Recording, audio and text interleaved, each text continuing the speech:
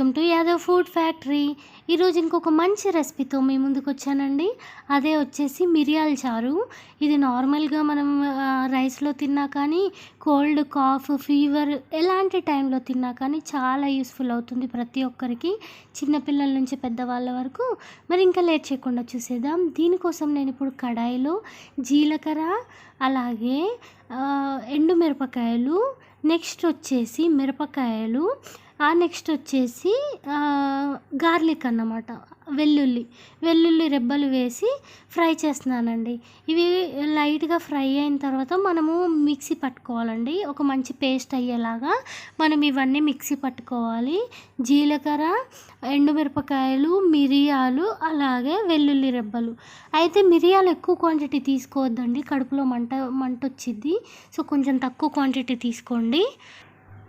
So next వచ్చేసి మనము అవి మిక్సీ పట్టి పక్కకు పెట్టేసుకుందాం. సో ఇప్పుడు మనం కడాయిలో ఆయిల్ తీసేసుకొని నెక్స్ట్ వచ్చి కొద్దిగా జీలకర్ర, అలాగే ఆవాలు వేసేసుకోవాలి. జీలకర్ర ఆవాలు వేసుకొని ఎండుమిరపకాయలు ఆల్రెడీ మనం మిక్సీ పట్టుకోవడానికి పేస్ట్ కోసం కొన్ని వేసాం, ఇప్పుడు కొన్ని వేస్తున్నాము. ఇవి నెక్స్ట్ వచ్చేసి కొద్దిగా పసుపు వేసుకోవాలి.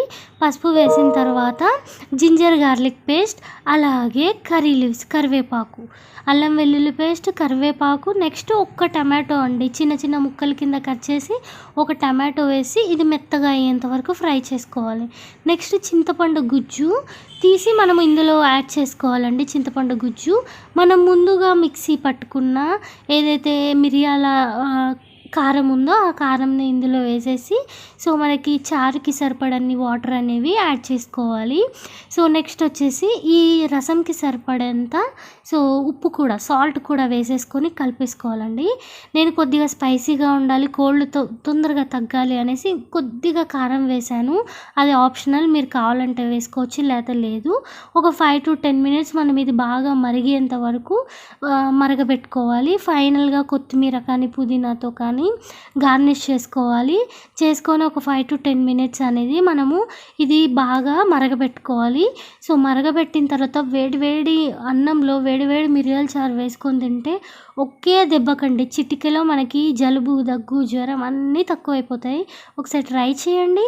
ఇంకేమైనా డౌట్స్ ఉంటే కమెంట్ బాక్స్లో కమెంట్ చేయండి. ఇంకో మంచి వీడియో వరకు tata, bye bye, love you all.